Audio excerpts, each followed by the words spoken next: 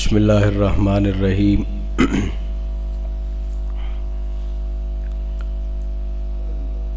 میں اپنے محترم دوست جناب نوید کالو صاحب، مولانا عامر شہزاد صاحب اور تحصیل حاصل پور کے جمعیت علماء کے رفقا کا شکریہ ادا کرتا ہوں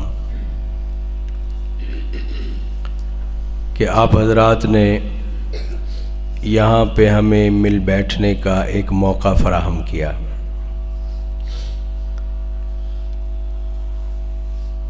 اللہ پاک ہمارے اس بیٹھنے کو ہم سب کی بخشش اور مغفرت کا ذریعہ بنائے۔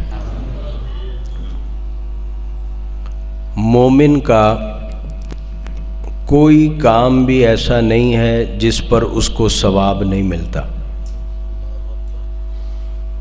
ایک حدیث میں آتا ہے، حضور فرماتے ہیں کہ ایک مسلمان جو دن بھر مزدوری کرتا ہے، کاروبار کرتا ہے، کام کرتا ہے، اور جب وہ شام کو اپنے بستر پر تھک کر لیٹتا ہے تو اس تھکاوٹ کے بدلے اللہ دن بھر کے گناہ معاف کر دیتا۔ مومن کو ہر نیک عمل پر، ہر جائز عمل پر ثواب ملتا ہے۔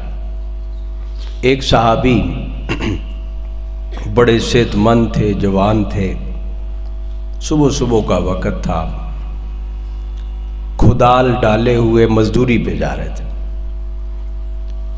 تو آپ صلی اللہ علیہ وسلم اپنے کچھ دوستوں کے ساتھ بیٹھے تھے، تو ایک ساتھی کہنے لگا، یا رسول اللہ،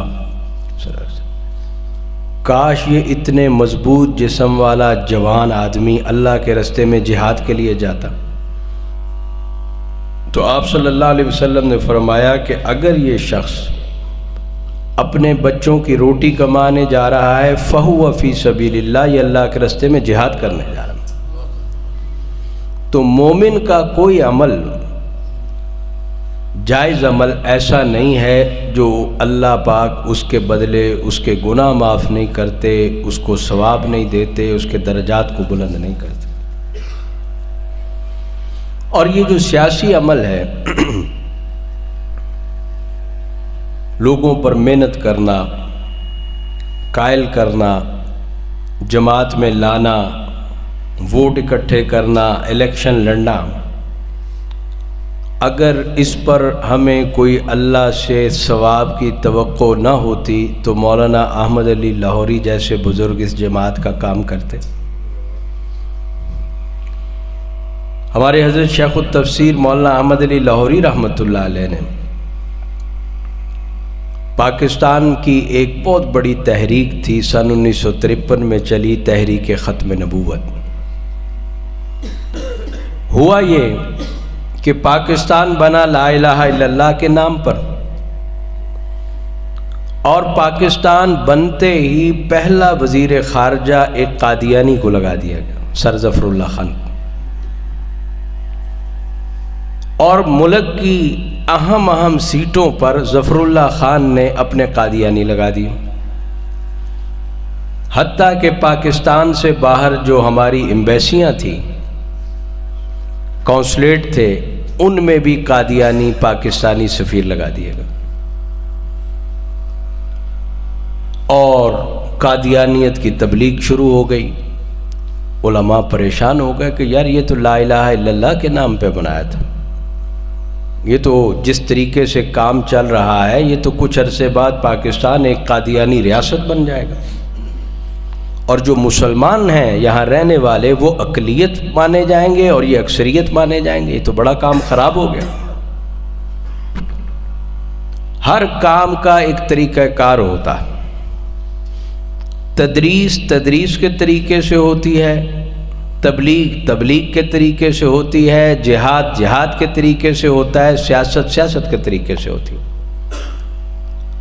ہم بعض اوقات چیزوں کو ایک دوسرے سے ملا دیتے ہیں۔ اب لاہور شیراوالا گیٹ میں اجلاس ہوا،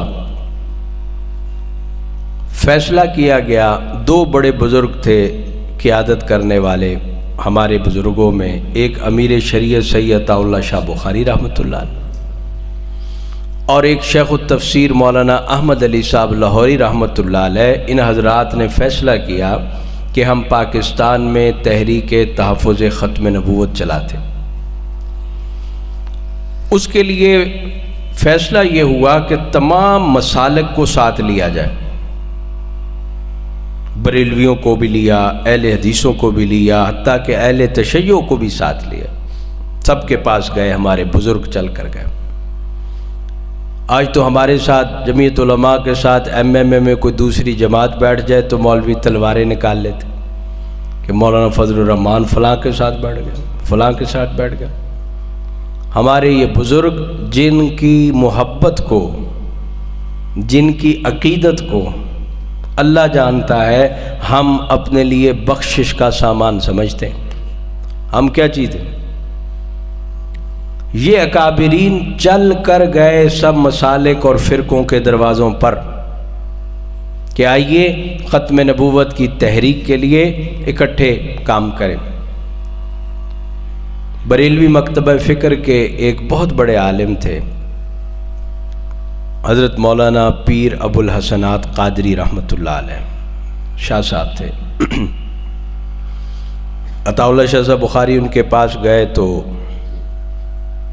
وہ سارا کچھ سننے کے بعد کہتے کہ اگر ہم نے چلانی ہوئی تحریک تو ہم خود چلا لیں گے، آپ کے ساتھ نہیں چلائیں گے، وہابیوں کے ساتھ نہیں چلائیں گے۔ قائل نہ ہوئے۔ عطا اللہ شاہ صاحب بخاری رحمہ اللہ کھڑے ہو گئے، فرمانے لگے پیر ابو الحسنات، رسول اللہ میرے بھی نانا ہے، رسول اللہ تیرے بھی نانا ہے، میں کوئی اپنے لیے تو تیرے پاس نہیں آیا، اگر تو میری تحریک میں حصہ نہیں لگاتا تو میں قیامت کے دن نانا کو تیری شکایت لگاؤں گا۔ شاہ جی یہ کہہ کے اٹھے تو پیر ابو الحسنات قادری صاحب نے پیچھے سے شاہ جی کا قمیض پکڑا، زور سے کہا بیٹھو میں تمہارے ساتھ چلتا ہوں لیکن آقا کو میری شکایت نہ لگا رہا۔ کیا لوگ تھے وہ! آج ہم ختم نبوت کے لیے بیٹھتے ہیں، آپ تلواریں نکال لیتے ہیں۔ آج اسلامی نظام کے لیے دوسرے مسالک کے سامنے بیٹھتے ہیں، آپ ہمیں کافر قرار دیتے تھے۔ یہ بزرگ تھے۔ خیر بہر التحریک چلی۔ جیل میں حکومت نے کیا کیا، ان کا مطالبہ یہ تھا کہ کلیدی عہدوں سے قادیانیوں کو ہٹایا جائے۔ پورے ملک میں جلسے جلوس شروع ہو گئے، حکومت نہ مانی، بلکہ حکومت نے یہ فیصلہ کیا کہ جو جلوس نکالے گا، جس شہر میں نکالے گا وہاں گولی چلائی جائے، مارا جائے۔ تو 12 فروری سن 1953 کو غالباً فروری کی 12 تھی، لاہور میں ایک جلوس نکل رہا تھا بہت بڑا۔ انتظامیہ نے اعلان کیا، ایک نشان لگایا کہ اس لائن سے آگے اگر کوئی شخص آئے گا اس کو گولی مار دی جائے گی، لہذا جلوس یہاں بند کر دو۔ ایک نوجوان ختم نبوت زندہ باد کا نعرہ لگاتے اٹھا، اس کو گولی لگی، شہید ہو گیا۔ اس کا شہید ہونا تھا کہ پورا جلوس ختم نبوت کے نعرے لگاتے ہوئے لائن کراس کر گیا۔ گولیاں چلتی رہیں۔ جب گولیاں اور بندوقیں خاموش ہوئیں تو اس وقت تک لاہور کے مال روڈ پہ 12,000 لوگ رسول اللہ کی عزت و حرمت پہ قربان ہو چکے تھے۔ بھاگا کوئی نہیں، پیچھے کوئی نہیں مڑا۔ اس موقع پہ آغا شورش کشمیری نے کہا تھا، کتنے توپوں سے باندھے اچھالے گئے، کتنے راوی کی لہروں میں ڈالے گئے، جرم عشق رسالت میں مارے گئے، مگر جذب و جنوں میں کمی نہ ہوئی، عشق کے مجرموں میں کمی نہ ہوئی۔ بڑے بڑے اکابرین گرفتار ہو گئے۔ عطا اللہ شاہ صاحب بخاری جیل میں، مولانا غضنفر علی کراروی جیل میں، حضرت مولانا احمد علی صاحب لاہوری رحمۃ اللہ علیہ جیل میں، مفتی محمود صاحب رحمۃ اللہ علیہ جیل میں، مولانا غلام غوث ہزاروی رحمۃ، بڑے بڑے اکابر سب مسلک کے گرفتار ہو۔ جیل میں ایک دن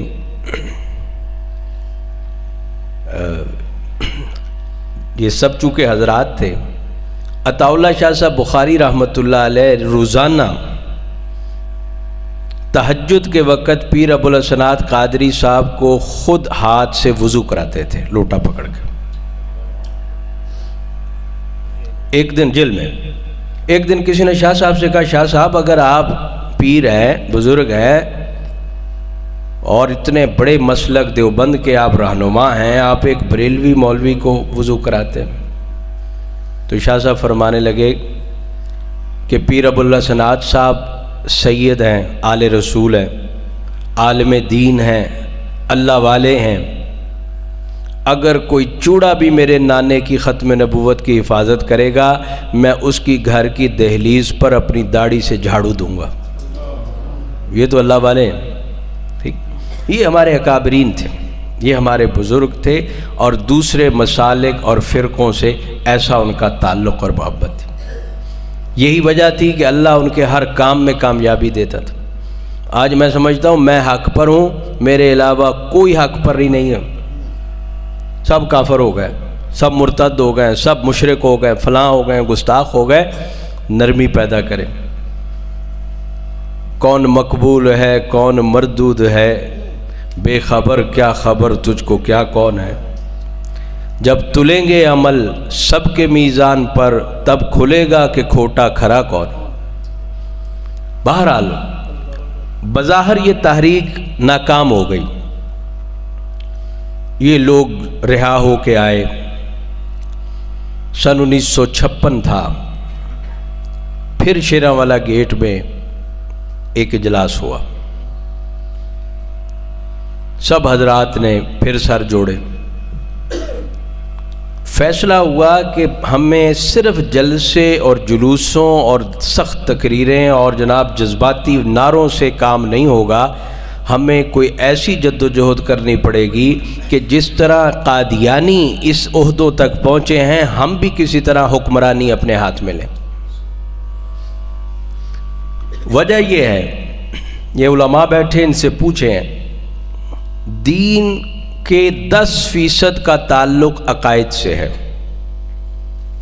اور دین کے 10% کا تعلق عبادات سے ہے. دین اسلام کا 80% حصہ معاملات سے تعلق رکھتا ہے, جس میں آپ کی عدالت ہے, جس میں آپ کی معیشت ہے, جس میں آپ کی زراعت ہے, جس میں آپ کے معاملات ہیں. اگر آپ کے اندر حکمرانی آپ کے ہاتھ میں نہیں آتی تو آپ دین کے 80% پر عمل نہ خود کر سکتے ہیں نہ کسی سے کروا سکتے. اب اس ملک میں ہم آپ رہتے ہیں اکثریت مسلمان, لیکن ملک کا نظام سود پہ چل رہا ہے. ہمارا اسٹیٹ بینک سود پہ چل رہا ہے. اسلام کہتا ہے چور کے ہاتھ کاٹو, کوئی کاٹ سکتا ہے؟ کون کاٹے گا؟ حکمران بنے گا تو کاٹے گا نا جی کوئی. اسلام کہتا ہے کہ ہر گھر میں روٹی پہنچنا ضروری ہے. امام شاہ ولی اللہ محدث دہلوی رحمہ اللہ نے لکھا ہے کہ ایک فلاحی ریاست کے لیے ضروری ہے کہ اپنے شہریوں کو جان, مال, گھر, تعلیم اور میڈیکل کی سہولتیں مفت فراہم کرے. یہ حکومت وقت کی ذمہ داری ہے. ہمیں یہ پتہ بھی ہے, ہم پڑھتے بھی ہیں, لیکن ہم کیا اپنے محلے پہ بھی نافذ کر سکتے ہیں؟ نہیں کر سکتے. دین کا 80% کتابوں میں بند پڑا ہے. اسی وقت دنیا میں آ سکتا ہے جس وقت حکومت اور اقتدار ہاتھ میں آئے. اور حکومت اور اقتدار کے لیے جب جمعیت علماء آپ کو کہتی ہے ووٹ مانگو, ووٹ کا کام کرو, کوئی ساتھی کھڑا ہو جاتا ہے الیکشن میں تو لوگ آ کے مولوی صاحبانی کہتے ہیں یار تو چنگا بڑا شریف آدمی, تو کڑے کام نو پہ گیا. ہماری مسجدوں نے اندر لکھ کے لگایا ہوتا ہے یہاں پر سیاسی گفتگو منع ہے. حالانکہ رسول اللہ صلی اللہ علیہ وسلم فرماتے ہیں کانت بنو اسرائیل تسوسہم الانبیاء, بنی اسرائیل کے انبیاء اپنے اپنے زمانوں میں سیاست, اپنے اپنی قوم کی سیاست, قیادت انبیاء کرتے تھے. حضور فرماتے. اور ایک دوسری حدیث میں حضور فرماتے ہیں العلماء ورثۃ الانبیاء, علماء امتی کا انبیاء بنی اسرائیل, میری امت کے علماء بنی اسرائیل کے نبیوں کی طرح ہیں. تو اگر بنی اسرائیل کے انبیاء سیاست اور قیادت کرتے تھے اپنے قوموں کی، تو میری امت کے علماء اسی طرح سیاست اور قیادت کریں گے. لیکن ہم نے اس کو شجر ممنوعہ قرار دے دیا. ہر آدمی دان چھڑاتا، جو جتنا نیک بنتا جاتا ہے وہ کہتا ہے جی میں تیرا تو سیاست سے تعلق ہی کوئی نہیں، میں تو بہت شریف آدمی، میں تو بہت شریف آدمی. یہ انبیاء کا کام. تو بہرحال حکمرانی اور اقتدار کا ہونا یہ ضروری ہے اسلام کے 80% پر عمل کرنے کے لیے. بہرحال سن 56 میں حضرت لاہوری رحمۃ اللہ علیہ نے اور دیگر اکابرین نے یہ فیصلہ کیا کہ ہم پاکستان میں اسی انداز سے سیاست کریں جس انداز سے ہم ہندوستان میں جمعیت علماء ہند کے پلیٹ فارم سے ہی سیاست کر رہے تھے. بن گئی جمعیت علماء، جد و جہد شروع ہو گئی. سب سے پہلے امیر شیخ التفسیر امام الاولیاء حضرت مولانا احمد علی صاحب لاہوری رحمہ اللہ بنے. سب سے پہلے جنرل سیکرٹری حضرت مولانا غلام غوث ہزاروی رحمۃ اللہ علیہ بنے. اور یہ تحریک شروع ہو گئی. ہم سندھ میں گئے جی، سندھ میں وہاں کے لوگوں نے بتایا، پرانے بزرگوں نے، کہ حضرت لاہوری رحمۃ اللہ علیہ اونٹ پر سفر کرتے تھے اور ایک ایک گاؤں جا کر جمعیت علماء کی رکنیت کی پرچیاں پر کرتے تھے. حضرت لاہوری رحمۃ اللہ علیہ، حضرت لاہوری کا خط ہے ہمارے پاس موجود. حضرت لاہوری رحمۃ اللہ علیہ نے مختلف وفود تشکیل دی علماء کے. وہ مفتی محمود صاحب کے نام خط ہے، مفتی محمود صاحب کے لیے خط ہے. کسی شہر کے علماء کو حضرت نے لکھا ہے کہ میں نے یہ جمعیت علماء بنائی ہے، اس کو مضبوط کیے بغیر، اس کی جد و جہد کیے بغیر پاکستان میں سیکولرزم کا راستہ نہیں روکا جا سکتا. لہٰذا ضروری ہے، میں آپ کے پاس مفتی محمود کو بھیج رہا ہوں، آپ حضرات جمعیت کی رکنیت کریں اور جمعیت علماء کو اپنے علاقوں میں مضبوط کریں. ان بزرگوں نے کیا جی. تو یہ چلتا رہا سلسلہ. سن 1970 میں پاکستان میں پہلا الیکشن ہوا، جنرل الیکشن. پورے ملک میں انتخابات ہوئے اور پورے ملک میں بڑے بڑے اکابرین نے الیکشن میں حصہ لیا. ہر گدی نے الیکشن میں حصہ لیا. ادھر حضرت درخواستی رحمۃ اللہ علیہ نے، مولانا حبیب اللہ گمانوی رحمۃ اللہ علیہ، مولانا منظور نعمانی رحمۃ اللہ علیہ، ادھر جناب حضرت مولانا عبداللہ بہلوی رحمۃ اللہ علیہ، پیر خورشید شاہ صاحب گیلانی رحمۃ اللہ علیہ جو حضرت مدنی کے خلیفہ تھے. جتنی گدیاں تھیں، جتنے بزرگ تھے، سب نے الیکشن میں حصہ لیا اور بھرپور حصہ لیا. بہرحال اس میں ہمیں کچھ سیٹیں ملیں، ہم اسمبلیوں میں پہنچ گئے. ہمارے فیصل آباد میں ہمارے بزرگ ہیں، ہمارے استاذ القرہ حضرت اقدس قاری محمد یاسین صاحب رحمت دامت برکاتہم العالیہ، باغ ولی مسجد والے. قاری صاحب فرماتے ہیں کہ میں قاری رحیم بخش صاحب رحمہ اللہ کے پاس پڑھتا تھا خیر مدارس میں. حضرت قاری صاحب کو سوائے قرآن پڑھنے پڑھانے کے کسی چیز کا ذوق نہیں تھا. لیکن جب الیکشن شروع ہوئے تو میں سائیکل چلاتا تھا، حضرت قاری رحیم بخش صاحب گلی گلی جا کے دروازہ کھڑکا کے کہتے تھے کہ ووٹ اس دفعہ علماء کو دینا. دروازے کھڑکا کے کہتے تھے. تو ان حضرات نے محنت کی، کچھ علماء پہنچ گئے. بہرحال ایک لمبی داستان ہے. سن 73 میں دوبارہ سے تحریک ختم نبوت شروع ہو گئی. 53 کی تحریک اور 74 کی تحریک میں فرق یہ تھا، وہاں ہم صرف سڑکوں پہ تھے اور ماریں کھا رہے تھے. یہاں ہم نے مفتی محمود صاحب جیسی ہستی کو اسمبلی میں پہنچا دیا تھا. بحث شروع ہو گئی. وزیر اعظم تھے ذوالفقار علی بھٹو مرحوم. کافی دن بحث مباحثہ رہا. آپ حضرات کو ان چیزوں کا علم ہے. سب سے پہلی قومی اسمبلی میں قادیانیوں کے خلاف قرارداد بریلوی مکتب فکر کے عالم جناب حضرت علامہ احمد شاہ نورانی رحمۃ اللہ علیہ نے پیش کی تھی قادیانیوں کے خلاف.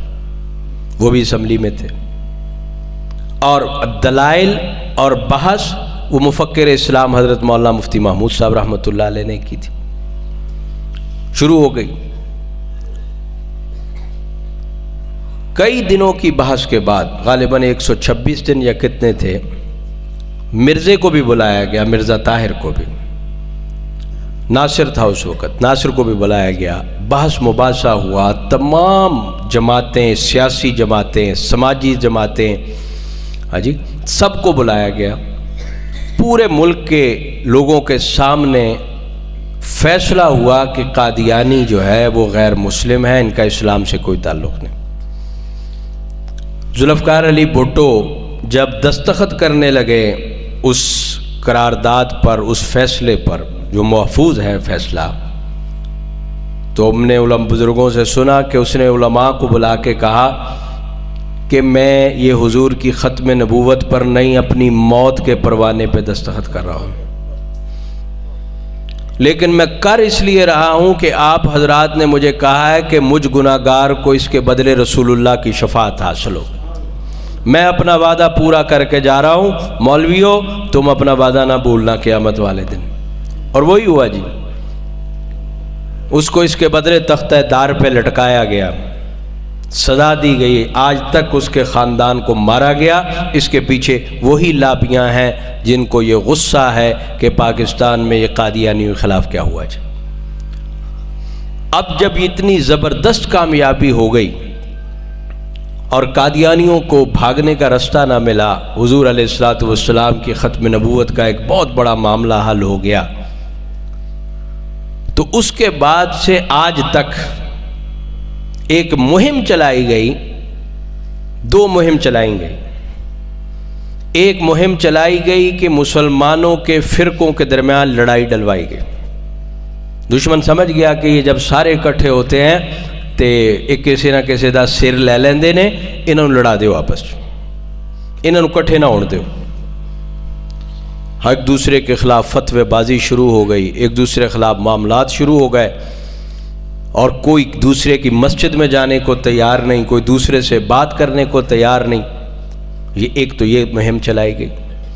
دوسری مہم یہ چلائی گئی قادیانیوں کی طرف سے باقاعدہ منصوبے کے تحت کہ مولویوں کا سیاست سے کیا تعلق ہے؟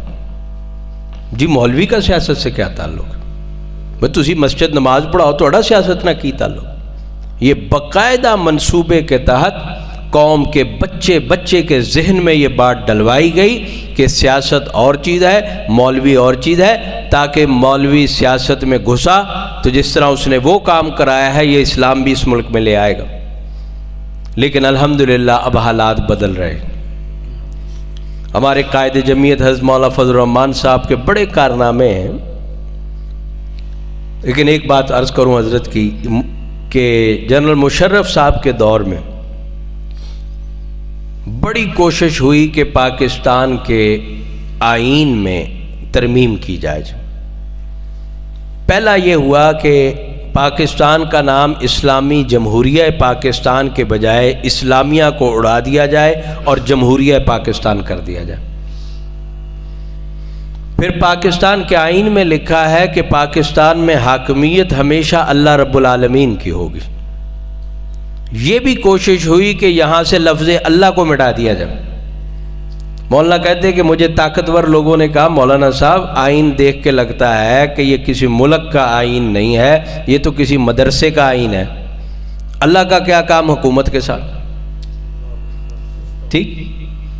تیسرا یہ کوشش کی گئی کہ پاکستان کے آئین میں لکھا ہے کہ پاکستان میں کوئی قانون قرآن اور سنت کے منافی نہیں بن سکتا۔ انہوں نے کہا یہ بھی شک ختم کرو، ہم مغربی طرز کی جمہوریت چاہتے ہیں، جو لوگوں کا دل کرے جس طرح کے مرضی قوانین بنوائیں، کیوں نہ بنائیں قرآن و سنت کے خلاف قانون۔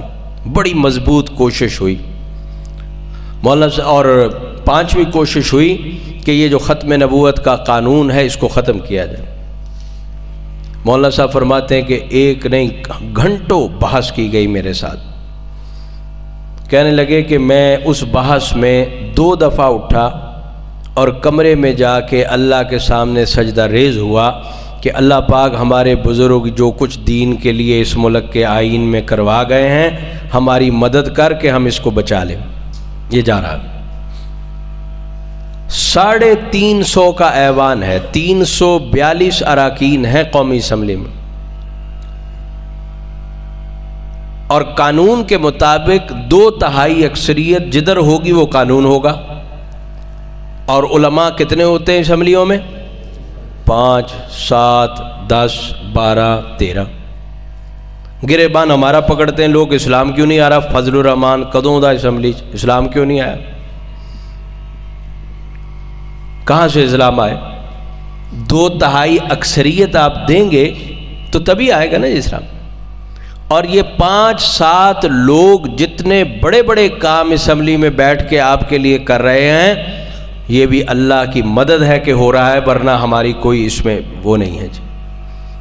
مولانا صاحب فرماتے ہیں الحمدللہ گھنٹوں کی بحث کے بعد اللہ کے فضل و کرم سے ہم نے ان کو قائل کیا کہ یہ ساری چیزیں آئین میں موجود رہنی چاہیے، اور وہ قائل ہوئے، بچائیں ہم نے۔ اب اگر وہاں علماء نہ ہوتے، جمعیت علماء نہ ہوتی اسمبلی میں، تو آپ کے آئین کا آج حلیہ بگڑ چکا ہوتا، یہاں پہ مادر پدر آزادی مل چکی ہوتی۔ بہرحال میرے محترم دوستو، حقیقی بات یہ ہے کہ جمعیت علماء کا کام دراصل حضور کی ختم نبوت کے تحفظ کا کام مجموعہ ہے، تمام کام، یہ چھتری ہے، یہ سایہ ہے۔ حضرت شیخ الحدیث مولانا محمد زکریا رحمۃ اللہ علیہ مصنف فضائل اعمال پاکستان تشریف لائے۔ حضرت لاہوری رحمۃ اللہ علیہ سے کہنے لگے کہ میری جمعیت علماء کی پرچی بھرو۔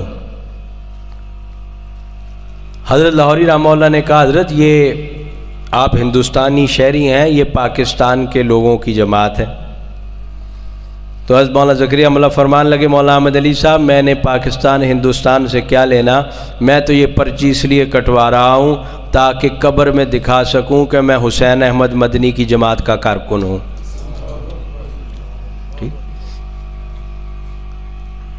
آخر اتنی اہمیت کیوں دیتے تھے اکابرین، اور آج بھی دیتے، کیوں دیتے؟ کیوں؟ وہ سمجھتے ہیں کہ جمعیت علماء ہمارے دین کے تمام کاموں کی نگہبان ہے۔ آج جب کبھی ختم نبوت کا کام معاملہ ہوتا ہے، آپ دیکھتے ہیں عالمی مجلس کے قائدین کہاں بیٹھے ہوتے ہیں؟ مولانا فضل الرحمان صاحب کے پاس بیٹھے۔ مدارس پہ جب کبھی کوئی مشکل معاملہ پیش آتا ہے، پورا وفاق المدارس کی قیادت کس کے پاس بیٹھی ہوتی ہے؟ مولانا فضل الرحمان صاحب کے پاس بیٹھی ہوتی ہے۔ تو اس کا مطلب یہ ہوا کہ آپ کے تمام دینی کاموں کی جو نگہبانی کر رہے ہیں وہ جمعیت علماء کر رہی ہے، اور حضرت مولانا فضل الرحمان صاحب دامت برکاتہم کر رہے ہیں۔ اگر ہم جمعیت علماء کو مضبوط کریں گے، ہم حضور کی ختم نبوت کے کام کو بھی مضبوط کر رہے ہیں، ہم مدارس کو بھی مضبوط کر رہے ہیں، ہم اس کے ساتھ ساتھ دین کے تمام شعبوں کی نگہبانی میں اپنا حصہ ڈال رہے ہیں۔ اس لیے جمعیت علماء کا کام کوئی معمولی کام نہ سمجھیں، اس کو پوری اہمیت اور عظمت کے ساتھ کریں۔ آگے انتخابات آ رہے ہیں، جمعیت علماء کے لیے ہم اپنی پوری جد و جہد لگائیں۔ نہ سوچیں کہ جی ہم نے ووٹ مانگنے سے ہمارا تقویٰ کوئی متاثر ہو جائے گا یا لوگ ہمیں کیا کہیں گے، نہیں۔ ہمارے حضرت اقدس خواجہ خان محمد صاحب رحمۃ اللہ علیہ فرمانے لگے ایک دن کہ پنجاب میں لوگ کہتے ہیں کہ یار مولوی کو ووٹ دے کے ووٹ ضائع کرنے والی بات، بڑی سیاسی بات کی حضرت نے۔ فرمانے لگے ضائع نہیں ہوتا، انتخابات کے بعد ملکی ادارے بیٹھ کر باقاعدہ گنتی کرتے ہیں کہ ملک میں مجموعی طور پر کس کو کتنا ووٹ ملا ہے، کس جماعت کو۔ تو جیتیں یا ہاریں، ہمارے لوگ جو ووٹ دینداروں کو دیں گے وہ جب گنتی میں آئے گا تو اس سے دینداروں کی عظمت بیان ہوگی، اس لیے ضائع نہیں ہوتا، ہم اپنا حصہ ڈالتے ہیں۔ تو بہرحال میں جمعیت میں شامل ہونے والے سب ساتھیوں کو مبارکباد دیتا ہوں، خوش آمدید کہتا ہوں، اور اللہ سے دعا کرتا ہوں کہ اللہ ہم سب کو اخلاص کے ساتھ کام کرنے کی توفیق عطا فرمائے، اور جمعیت علماء کو ہم گلی محلوں میں کوچوں میں مضبوط کریں، نئے کارکن پیدا کریں، اور جماعت کے کام میں جو میں نے شروع میں عرض کیا، جماعت کو فرقہ واریت سے بچائیں، نفرت سے بچائیں، ملکی آئین کے خلاف کوئی کام نہ کریں، ریاست کے خلاف کوئی کام نہ کریں۔ ہمارے قائدین جس طرح لے کے چل رہے ہیں جماعت کو، آئین اور قانون کے دائرے میں رہتے ہوئے ہم اپنی جد و جہد جاری رکھیں۔ اللہ ہم سب کا حامی و ناصر ہو۔ وآخر دعوانا الحمدللہ رب العالمین۔